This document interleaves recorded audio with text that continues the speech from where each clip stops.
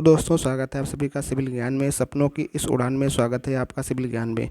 दोस्तों, शाम के 8 बज चुके हैं और हम आप सभी के बीच हाजिर हुए हैं इंग्लिश की स्पेशल क्लास लेकर के। टारगेट हमारा DDS यही है और आज क्लास आपकी दूसरी दिन है। हमने कल जो क्लास की थी रीजनिंग के ऊपर की थी, रीजनिंग में कैसे क्वेश्चन आते हैं, और हमने रीजनिंग के क्वेश्चन की प्रैक्टिस की थी। आज हम इंग्लिश के क्वेश्चन की प्रैक्टिस करेंगे कि इंग्लिश में कैसे क्या क्वेश्चन आने वाला है और कौन कौन से क्वेश्चन आने वाले हैं। तो आप सभी को पता ही है कि इसके अंदर टोटल आपके 10 क्वेश्चन देखने को मिलेंगे। 10 क्वेश्चन आपको देखने को मिलेंगे और 10 क्वेश्चन में आपका कुछ ग्रामर का पोर्शन होगा, कुछ आपका वोकैब होगा। तो देख लेते हैं, कुछ हमने स्लाइड लगाई है। इस स्लाइड सबसे पहले आप स्लाइड देख लीजिए। स्लाइड में हमने दिखाया है कि DDJ इंग्लिश जो आपका 10 नंबर का यहाँ से आएगा, इस 10 नंबर के अंदर आपका क्या क्या आएगा।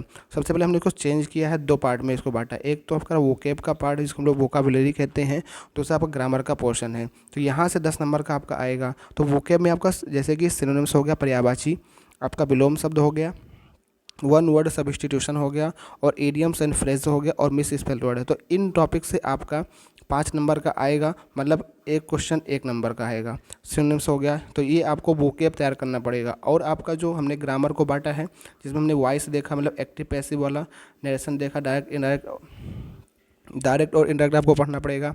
फिर सेंटेंस इम्प्रूवमेंट, फिर फिल इन द ब्लैंक्स होगा, जो आपका डिफिनिट या मतलब कि जो है एक निश्चित वर्ब को फॉर्म भरना पड़ने वाला है। जम्बलिंग, जिसमें आप देख रहे होंगे PQRS करके रहता है, उसको एक साफ सही फॉर्म में अरेंजमेंट करना होता है। फिर स्पॉट द एरर, फिर आपको 4 लाइनें दी रहती है, उसमें आपको बताना होता है कौन से पार्ट में एरर है या नो एरर है।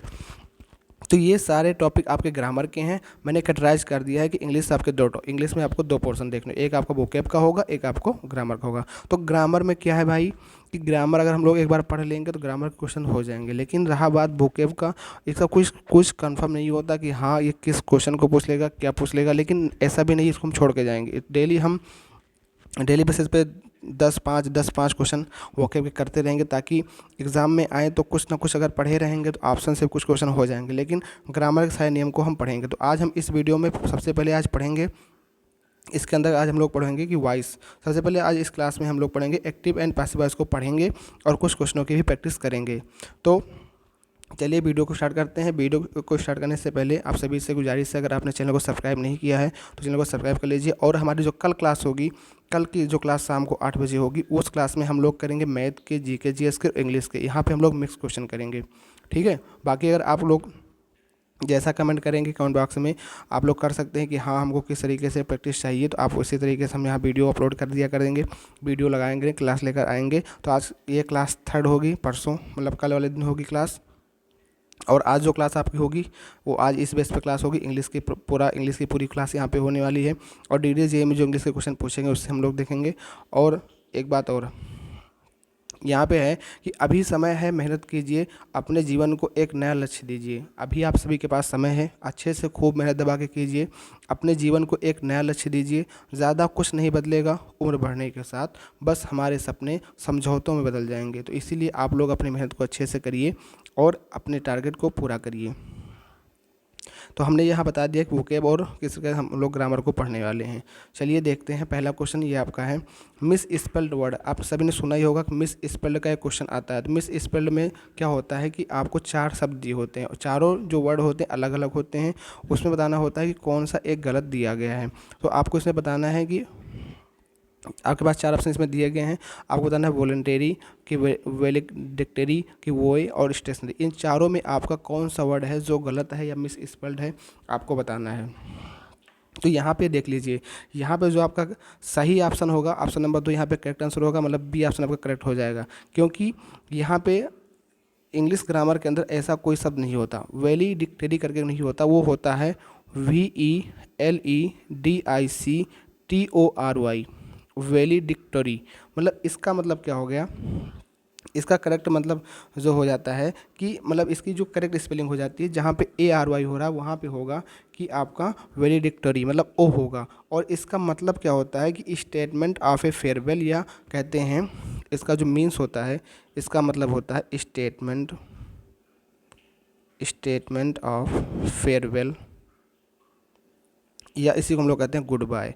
गुड बाय मतलब क्या हो गया कि किसी भी मतलब जैसे कि अगर कोई व्यक्ति है किसी पद पे कुछ दिन से काम कर रहा है और उस पद को छोड़ के चला जाता है, गुड बाय कह देता है, तो उस तरीके से इसका अर्थ होता है वैलेडिक्टरी का। तो यहाँ पे ARY नहीं होगा, वहाँ पे ORY होगा। तो यहाँ पे मिस स्पेल वर्ड इस वर्ड में है, तो आपका ऑप्शन नंबर बी हो जाएगा, करेक्ट आंसर हो जाएगा। अगर हम बात करें कि जो आपका WOE इसका मतलब क्या होता है, इसका मतलब होता है कि दुख को प्रकट करना, शारो जो होता है ये होता है शारो, मतलब दुख को प्रकट करना। और स्टेशनरी मतलब क्या होता है, कोई ऐसी वस्तु जो मूव ना कर रही हो, नॉट मूविंग हो, क्या हो, नॉट मूविंग हो, तो वो आपकी होती है स्टेशनरी। यहाँ पे एक शब्द है वॉलंटरी। वॉलंटरी का मतलब होता है कि मतलब जैसे कि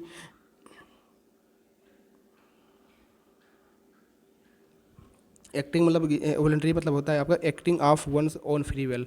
तो देख लेते हैं यहाँ पे हम कुछ इसके साथ में पेज भी लेकर आए हैं, तो वो देख लीजिए, उस पूरा अच्छे से डिफाइन किया गया है आप लोग यहाँ पे।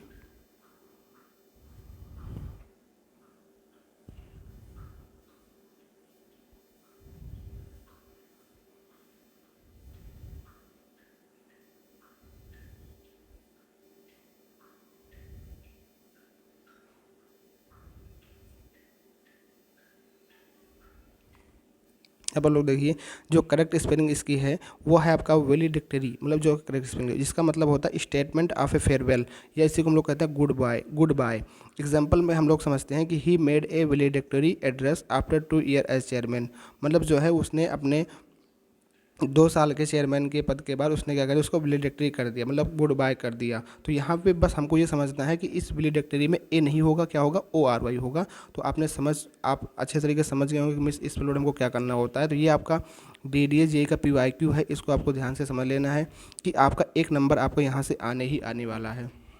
बढ़ते हैं अगले क्वेश्चन की तरफ। अगला क्वेश्चन भी आपका मिस स्पेल्ड वर्ड का ही है, जहाँ पे आपको बताना है, आपके पास 4 विकल्प दिए गए हैं। इसमें से आपको बताना है कि आइंग, कैलियोडोस्कोप, कि क्रूसीफिक्सन, कि आपका डाइंग। इन 4 वर्ड में आपका कौन सा शब्द है जो कि मिस स्पेल्ड है, मतलब कुछ गलत तरीके से लिखा गया है, आपको बताना है। ठीक है, तो यहाँ पे देख लीजिए कि आपका जो करेक्ट आंसर होगा वो होगा कैलिडोस्कोप, क्योंकि कैलिडोस्कोप की स्पेलिंग जो है वो गलत लिखी हुई है। ठीक है, और बाकी ये तीनों आपकी सही है, ये तीनों आपकी इंग्लिश अल्फ़ाबेट में ये आपकी सही हैं, ये सही है, आपका गलत है। तो ऑप्शन तो आपका होगा बी ऑप्शन करेक्ट होगा, क्योंकि इसमें पूछा गया मिस स्पेल्ड वर्ड, तो जो आपका गलत तरीके से लिखा है उसको आपको ही बताना होता है। यहाँ पे ऑप्शन नंबर बी आपका हो जाएगा, करेक्ट आंसर हो जाएगा। चलिए देख लेते हैं इसके एक्सप्लेनेशन को अच्छे तरीके से कि किस तरीके से एक्सप्लेनेशन किया गया है।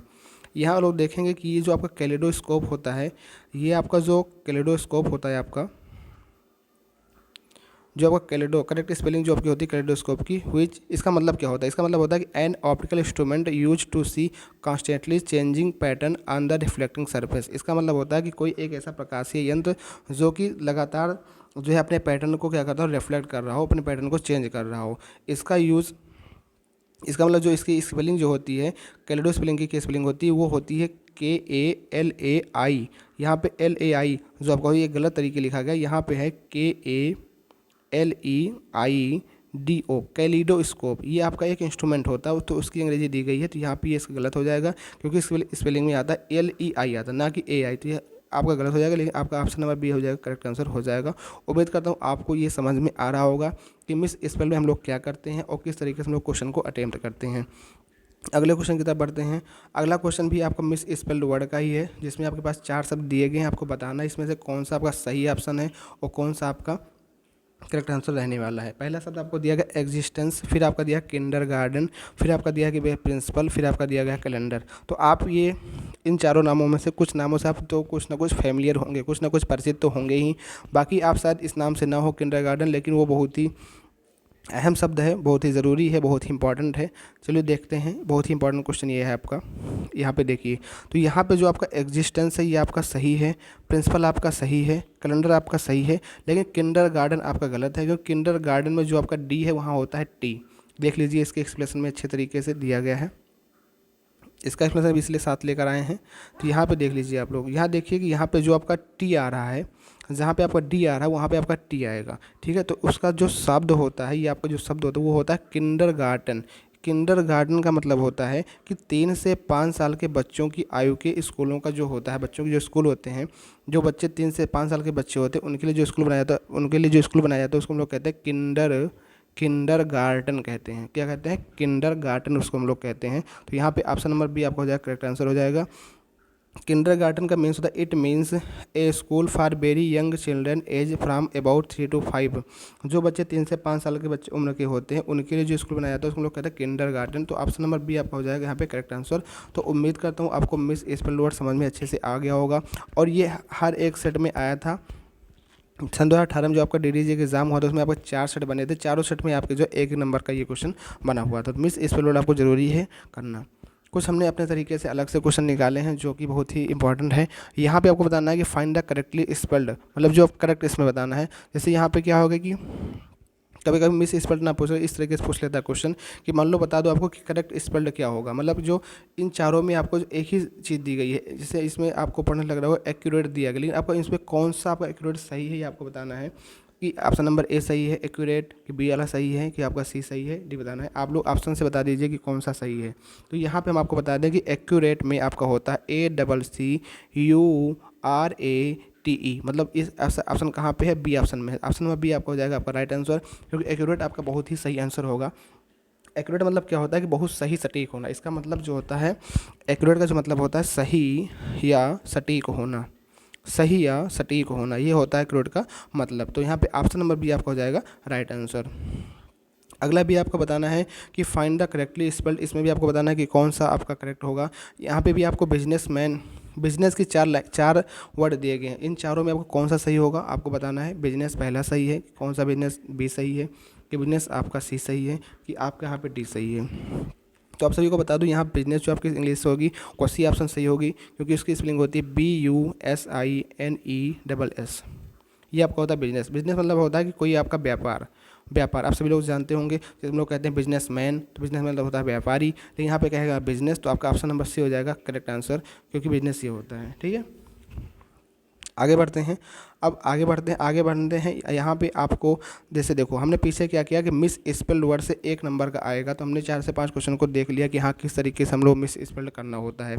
आगे ही आपके वोकेब का ही पार्ट है जहाँ पे आपको पूछा गया है मीनिंग, वर्ड मीनिंग है, इसको हम लोग कह दो सिनोनिम्स कह दो या एंटोनिम्स इसको नाम दे दो, क्योंकि यहाँ पे क्या होगा आपको 2 पेयर दिया गया, वर्ड के 2 पेयर दिए होंगे, उसमें आपको बताना है कि कौन से वर्ड पेयर जो सेम मीनिंग को नहीं रखते हैं, मतलब सेम मीनिंग नहीं रखते मतलब अपोजिट होंगे, और कौन कौन सिनोनिम्स होंगे ये आपको बताना है। मतलब ये आपका जो है सिनोनिम्स और एंटोनिम्स का ही पार्ट है एक तरीके से। तो यहाँ पे जैसे दिया गया है कि फ्रेगुलरिटी, प्रूडेंस, फिर आपको हैबिचुअल, इनफ्रीक्वेंट, फिर आपको दिया एम्बेरसेस, कन्फाउंड, फिर आपको दिया प्रोपिशस, फिर आपको फेवरेबल। इन चारों में आपका कौन सा ऑप्शन है जो आपका कौन सा ऐसा ऑप्शन है जिसमें आपके जो पेयर दिया गया है वो डज नॉट है, मतलब does not have same meaning, उनकी सेम मीनिंग नहीं है, ये आपको बताना है इनमें कौन सा ऐसा है जिसकी मीनिंग सेम नहीं है। तो भैया इसके लिए क्या होगा, कहने का मतलब क्या है, इंग्लिश का हमारा वोकेबुलरी अच्छा होगा तभी हम इस पार्ट को कर पाएंगे। ठीक है, मतलब जो वोकेब वाला पार्ट है जैसे कि सिनोनिम्स हो गया, एंटोनिम्स हो गया, वन वर्ड सब्स्टिट्यूशन, अगर हमारा वोकेब अच्छा होगा तब हम कर पाएंगे। लेकिन ग्रामर में जो है अगर एक बार नियम हमने पढ़ लिया तो ग्रामर के क्वेश्चन हम आसानी से कर ले जाएंगे। लेकिन ऐसा नहीं है कि हम वोकेब छोड़ के जाएंगे एग्जाम को वोकेब में हम कुछ ना कुछ करके जाएंगे ही, चाहे 10 ही वर्ड करके जाएं, लेकिन करके जाएंगे, उससे क्या होगा हम लोग क्वेश्चन को एनालाइज कर पाएंगे। अदरवाइज हम लोग अगर छोड़ के चले जाएंगे तो बहुत ही दिक्कत हो जाएगी हमारे लिए। तो यहाँ पे देख लीजिए जो हैबिचुअल है और इनफ्रीक्वेंट है, तो ये दोनों यहाँ पे क्या है, एक दूसरे के अपोजिट हैं। हैबिचुअल मतलब क्या होता है कि किसी चीज़ को आप लगातार करते हैं या उसकी आपकी हैबिट है। इनफ्रीक्वेंट मतलब क्या होता है कि मतलब कि लगातार काम को ना करना। चलो देख लेते हैं इसके हम लोग अच्छे से एक्सप्लेनेशन को, कि यहाँ पे किस तरीके से इसका एक्सप्लेनेशन दिया गया है। पहले इसको इरेज कर देते हैं।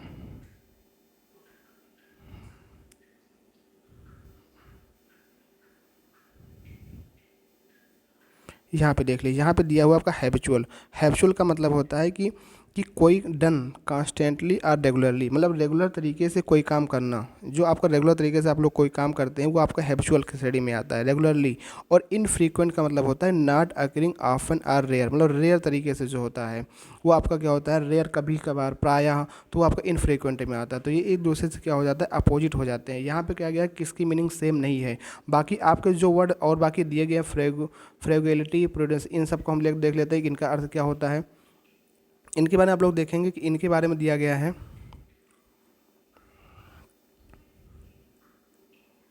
उम्मीद करता हूँ आप लोगों को ये क्लास अच्छी लग रही होगी। अगर अच्छी लग रही क्लास को लाइक और सब्सक्राइब, चैनल को शेयर भी, सब्सक्राइब भी करते रहिएगा ताकि और भी लोग पास वीडियो पहुँच सके, और ताकि लोग इससे अपने जो DDA JEE में इंग्लिश का है बहुत डर रहता है लोगों के पास कैसे क्या होगा, उसके बारे में अपनी नॉलेज को बूस्ट कर सकें। तो यहाँ देखिए, यहाँ पे जो और अदर वर्ड दिया गया हमने उनको यहाँ पे डिस्क्राइब किया है कि उनका क्या मतलब होगा। जैसे कि आपका पहला शब्द दिया था कि फ्रूगैलिटी, इसका मतलब होता है केयरफुलनेस, मतलब कि बहुत सावधानीपूर्वक कोई आप काम कर रहे हैं, तो उसका मतलब भी वही होता है। फिर एक प्रूडेंस, मतलब इसका मतलब भी होता है केयरफुलनेस। तो ये दोनों क्या हो जाए, सेम मीनिंग के हो गए, इसीलिए ये ऑप्शन हो जाएगा सही। फिर अगला दिया था इम्बेरस। इम्बेरस का मतलब होता है कि कॉज टू फील अनकम्फर्टेबल, मतलब कोई काम अगर आप अनकम्फर्ट फील कर रहे हैं तो वो होता है इम्बेरस। फिर होता है कन्फाउंड, इसका मतलब भी होता है काज सुपर सरप्राइज और कन्फ्यूज़न, मतलब ये भी इसका मतलब भी होता है अनकम्फर्टेबल। तो इन दोनों वर्ड का मतलब अनकम्फर्टेबल से है, तो इसीलिए यहाँ पे सेम मीनिंग इसकी हो जाती है।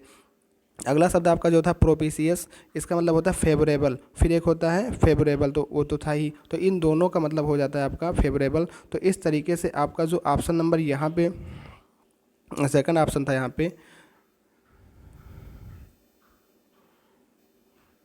पे जो आपका ये ऑप्शन था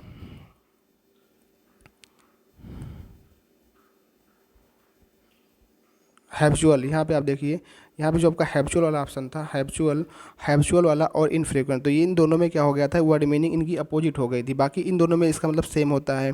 फेगुलिटी का मतलब होता है केयरफुलनेस, इसका मतलब भी केयरफुलनेस होता है। इम्बेरस का मतलब भी होता है अनकम्फर्टेबल, कन्फाउंड का मतलब भी अनकम्फर्टेबल से ही होता है।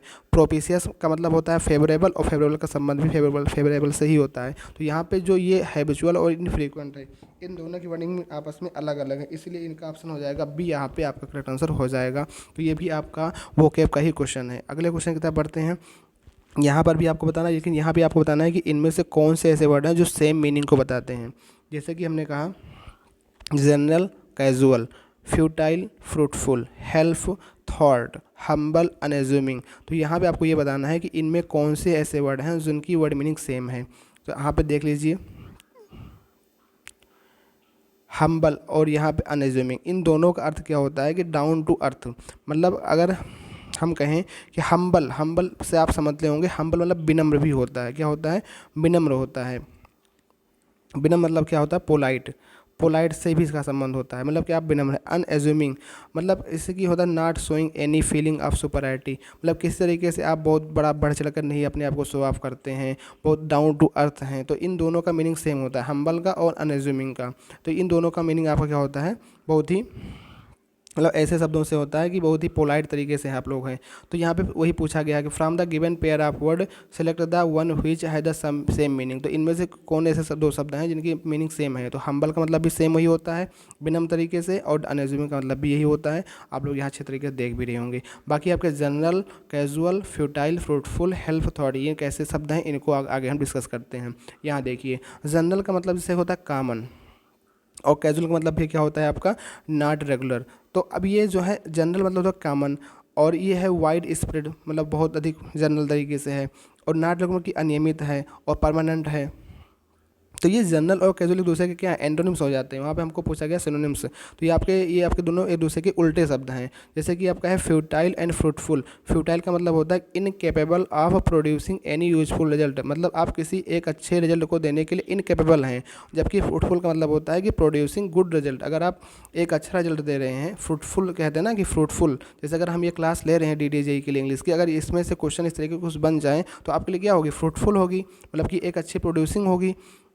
तो वहाँ पे मतलब कहेंगे कि प्रोड्यूसिंग गुड रिजल्ट ये क्लास आपको दे रही है, तो मतलब एक अच्छा रिजल्ट आप दे रहे हैं। तो ये दूसरे भी आप दूसरे क्या हो जाएंगे, विलोम शब्द हैं, नहीं विलोम शब्द हैं। यहाँ पे जाके पूछा गया कि सेम मीनिंग कौन कौन से, तो सेम मीनिंग केवल इसी में मिल रही, बाकी ये दूसरे के अपोजिट हैं। फ्यूटाइल एक दूसरे के अपोजिट है। फ्रूटफुल, फ्यूटाइल मतलब होता है कि इनकेपेबल है, और फ्रूटफुल मतलब होता है कि आप केपेबल हैं, अच्छा रिजल्ट यहाँ पे दे रहे हैं। फिर अगला शब्द जैसे है कि हेल्प है। हेल्प मतलब होता है किसी की आप मदद कर रहे हैं, उसके काम को ईजी बना रहे हैं। जबकि थॉट का मतलब होता है कि आप किसी काम को करने से रोक रहे हैं, प्रिवेंट कर रहे हैं। तो यहाँ पे दूसरे का ये विलोम हो जाता है, बल्कि आपका केवल ऑप्शन नंबर डी ही ऐसा आंसर है जो यहाँ पे बताया गया है कि आप दूसरे के क्या है, सेम मीनिंग में है। अगले क्वेश्चन की तरफ बढ़ते हैं। अगला क्वेश्चन है आपका एडियम एंड फ्रेज का। तो ये भी क्वेश्चन आपका, ये जो सेम वर्ड मीनिंग का है, ये आपका 2 नंबर का आया था। मतलब हमने मिस स्पेल्ड किया 1 नंबर का और 2 नंबर के, मतलब 3 नंबर का हमने काम कर लिया है। आगे बढ़ते हैं। आगे आपका ईडियम एंड फ्रेज है, जिसका मतलब होता है यहाँ पे जैसे कि मुहावरे वगैरह जो आपके होते हैं, दिया है कट टू द क्विक। तो आप इसका अर्थ अगर निकालेंगे कि तेज़ी से काटो, लेकिन ऐसा नहीं, इसका अर्थ कुछ अपने इंग्लिश लैंग्वेज में क्या होता है, इसका मतलब होता है कॉज इंटेंस मेंटल एगोनी। इसका मतलब क्या होता है अभी आपको बताते हैं। जैसे यहाँ दिया है मेक टू पीस, ये नहीं होगा। स्पीड इट डिस्टेंस, ये भी नहीं होगा। Cut quickly into two piece, ये भी नहीं होगा। तो इस तरीके से नहीं होता। इसका अर्थ क्या होता है देख लेते हैं। यहाँ आप लोग देखिए, कट टू द क्विक, जो आपका ये मुहावरा, इसका मतलब होता है इंज्योर समवन इमोशनली। मीन्स इसका मतलब होता है injure someone emotionally or to cause intense mental pain, किसी को भावनात्मक रूप से घायल करना। मतलब कट टू द क्विक मतलब होता है किसी को भावनात्मक रूप से घायल करना या तीव्र मानसिक दर्द का कारण बनना। आप किसी को ठेस पहुंचा रहे हैं, मतलब इमोशनली आप उसको इंज्योर कर रहे हैं, तो उसी को कहते हैं कट टू द क्विक। तो अब मेक टू पीस, इसका मतलब ये नहीं होगा। ये जो कॉज इंटेंस मेंटल लिखा है, इसका मतलब यही होता है किसी के तीव्र मानसिक दर्द का कारण बनना। तो यहाँ पे ऑप्शन नंबर ए आपका हो जाएगा राइट आंसर, क्योंकि इसका मतलब कहता है किसी को भावनात्मक रूप से घायल करना। तो ये आपका इडियम फ्रेज का अर्थ होता है। अगला क्वेश्चन आपका है इडियम फ्रेज का, ये to call in question. To call in question, इसका मतलब होता है कॉल वन बाई वन, ऐसा कुछ नहीं होता। लिस्ट ऑफ क्वेश्चन, ऐसा भी नहीं है। एक्सपेक्ट नो डाउट, ऐसा भी कुछ नहीं है। इसका मतलब होता है चैलेंज, मतलब कि आपको किसी ने कोई क्वेश्चन पूछा, आपको उस पर डाउट है, आपने क्या कॉल कर दिया, मतलब आपने उस पर हाथ खड़े कर दिए कि हमको इसका डाउट है, आप इसको सॉल्व करिए। जैसे अगर हम यहाँ पे पढ़ा रहे हैं, अगर आप भी ऑफलाइन क्लास में होते, तो अगर हम आपको नहीं समझ में आता, आप कोई क्वेश्चन क्या होता है तो खड़े होकर पूछ सकते हैं, मतलब आपको डाउट होता तो आप खड़े होकर पूछ सकते थे। तो वही उसी से इसका संबंध होता है कि टू कॉल इन क्वेश्चन, इसका मतलब होता है कि मीन्स, इसका मतलब होता है कि cause something to be view with doubt suspense, मतलब किसी को आप देख रहे हैं डाउट तरीके से, और रेज ए क्वेश्चन, अब उस पर क्वेश्चन और रेज कर रहे हैं। तो यहाँ पे टू कॉल इन क्वेश्चन मतलब हो जाता है कि चैलेंज करना। क्योंकि कॉल वन बाई वन, इसका कोई ऐसा मतलब नहीं है। एक्सप्रेस नो डाउट, तो कोई भी किसी प्रकार का डाउट न व्यक्त करना, तो ये भी नहीं है। क्योंकि टू कॉल इन क्वेश्चन का मतलब होता है कि आप किसी न किसी तरीके के डाउट व्यक्त कर रहे हैं, अपने क्वेश्चन को पूछ कर रहे हैं। लिस्ट ऑफ क्वेश्चन, तो लिस्ट ऑफ क्वेश्चन नहीं होता। यहाँ पे ऑप्शन नंबर सी ही एक अप्रोप्रिएट आंसर होगा। तो आपका चैलेंज यहाँ पे राइट आंसर हो जाएगा, क्योंकि टू कॉल इन क्वेश्चन का मतलब होता है कि आपने डाउटफुल तरीके से कोई चीज़ देखा है या पूछा है या अपने हैंड को हैंड अप किया है। तो इस तरीके से आपका ये इडियम फ्रेज का दो क्वेश्चन थे, ये भी आपके एग्जाम में आए थे 1 नंबर का। तो इसको भी आपको इडियम फ्रेज को भी पढ़ना है। तो अभी तक हमने जितना भी पढ़ा, ये आपका जो था वोकेब का ही पार्ट था। तो अब हम पढ़ेंगे ग्रामर का पोर्शन। ग्रामर के पोर्शन में हम लोग आज पढ़ेंगे, आपका पढ़ेंगे interchange of active and passive voice. सबसे पहले हम पढ़ेंगे एक्टिव एंड पासिव वॉइस, क्योंकि आप सभी को पता है कि ग्रामर में भी 5-6 चैप्टर हैं। बाकी आपका सारा वोकेब का पोर्टल है। आपका वोकेब आपको अच्छे से पढ़ना पड़ेगा। अगर आपके पास 12 की बुक है या ऐसे ही मतलब जो विभिन्न एग्जामों में आए हुए क्वेश्चन हैं, उनसे आप प्रैक्टिस करेंगे तो आपका वोकेब का लगभग हो जाएगा। लेकिन अगर ग्रामर आप नहीं पढ़ के जाएंगे तो ग्रामर की दिक्कत है। ग्रामर आप पढ़ भी एक बार पढ़ लो, अच्छे से हो भी जाएगा ग्रामर। तो सबसे पहले ग्रामर में देखो क्वेश्चन क्या आता है, इसी एक्टिव एंड पासिव वॉइस का क्वेश्चन है। तो ग्रामर को पढ़ने से पहले हम ग्रामर के क्वेश्चन करने से पहले हम थोड़ा बहुत समझ लेते हैं कि एक्टिव एंड पासिव वॉइस होता क्या है। और अगर आप चैनल पर नए हैं भैया, सिविल ज्ञान हमारा चैनल है, इसको आप सब्सक्राइब जरूर करिएगा और बेल आइकन को प्रेस कर लीजिएगा, ताकि लेटेस्ट वीडियो जो भी हमारे पास अगर हम आपको अपलोड करें आपके पास पहुंच जाए और अपनी तैयारी को अच्छे से बूस्ट कर सके और DDA में अपना एक सीट अपनी रिजर्व कर सकें। आगे बढ़ते हैं। अगला क्वेश्चन, अगला हम यहाँ पे बात करेंगे एक्टिव एंड पासिव वॉइस के बारे में। तो यहाँ पे जो आपकी वॉइस होती है, जिसको हम लोग हिंदी में कहते हैं वाच, क्या कहते हैं भैया, वाच कहते हैं। तो वाच आपके 2 प्रकार के होते हैं, एक आपका होता है एक्टिव, ठीक है, एक आपका होता है पैसिव। तो आपका जो एक्टिव वॉइस होता है उसी को हम लोग क्या करते हैं, पैसिव वॉइस में बदलते हैं। एक्टिव वॉइस में क्या होता है, कर्ता प्रधान होता है, मतलब जो सब्जेक्ट ही होता है वो सर्वे होता है। लेकिन जो कि पैसिव वॉइस में होता है उसमें कर्म प्रधान होता है, मतलब जो आपका जो ऑब्जेक्ट होता है वहाँ पे सर्वे आपका होता है, ऑब्जेक्ट होता है। आप सभी को पता होगा कि टेंस जो आपके मुख्यतः होते हैं, टेंस आपके 12 प्रकार के होते हैं। जैसे कि अगर हम आपसे पूछें कि प्रेजेंट टेंस होता है, फिर आपका पास्ट होता है, फिर आपका क्या होता है, फ्यूचर होता है। अब हर एक टेंस के 4 पार्ट होते हैं। प्रेजेंट के भी 4 होते हैं, पास्ट के भी 4 होते हैं, फ्यूचर के भी 4 होते हैं। तो टोटल आपके 12 आपके टेंस बनते हैं। लेकिन क्या 12 टेंस का ही, क्या 12 टेंस का आपका एक्टिव पैसिव बनता है, तो नहीं, आपका 12 टेंस का एक्टिव पैसिव नहीं बनता। केवल आपके 8 ऐसे टेंस हैं जो 8 टेंस के ही आपके एक्टिव पैसिव बनते हैं। जैसे कि अगर हम बात करें प्रेजेंट इंडिफिनिट टेंस के, प्रेजेंट इंडिफिनिट टेंस का बनता है, प्रेजेंट कंटिन्यूअस टेंस का बनता है, प्रेजेंट परफेक्ट टेंस का बनता है, प्रेजेंट परफेक्ट कंटिन्यूअस का आपका नहीं बनता है। इसी प्रकार आपका जो है पास्ट इंडिफिनिट टेंस का बनता है, पास्ट इंडिफिनिट का बनता है, पास्ट कंटिन्यूअस टेंस का बनता है, पास्ट परफेक्ट टेंस का बनता है, पास्ट परफेक्ट कंटिन्यूअस टेंस का आपका नहीं बनता है। अगर हम बात करें फ्यूचर इंडेफिनिट टेंस की बात करें, फ्यूचर की बात करें तो यहाँ पे फ्यूचर का बनता है, फ्यूचर इंडेफिनिट टेंस का बनता है, फ्यूचर कंटिन्यूअस टेंस का नहीं बनता है, फ्यूचर परफेक्ट टेंस का बनता है। तो टोटल कुल मिला के 8 टेंस के बनते हैं। तो अगर 8 टेंस आप लोग अच्छे से जब पढ़ लेंगे तो आपको ये वॉइस अच्छे से समझ में आ जाएगी। तो इनके कुछ नियम होते हैं, जैसे कि अगर हम बात करें यहाँ पे जो आपके, तो ये हमने आज बेसिक बात की कि हाँ किन किन सेंटेंसों के या किन किन टेंसों के आपके जो हैं एक्टिव पैसिव बनते हैं। तो हम सोच रहे हैं कि इसकी एक फुल वीडियो अलग से एक्टिव पैसिव पर बना दें और उसी से रिलेटेड जितनी भी मतलब जानकारी है सब वहाँ पे बना गए। यहाँ पे हम लोग आज क्वेश्चन कर लेते हैं। क्वेश्चन चलिए देखते हैं। देखो क्वेश्चन कैसे आता है। क्वेश्चन आपका है कि जैसे कि यहाँ पे क्वेश्चन है the teacher teaches us grammar. तो सबसे पहले एक्टिव है आपका, तो एक्टिव को पैसे बनाने के लिए हमको जानना होता है कि हमारा जो एक्टिव वॉइस है ये कौन से टेंस में है। The teacher teaches us grammar, तो ये आपका है भैया प्रेजेंट इंडेफिनिट टेंस। क्या है? प्रेजेंट इंडेफिनिट टेंस होता है।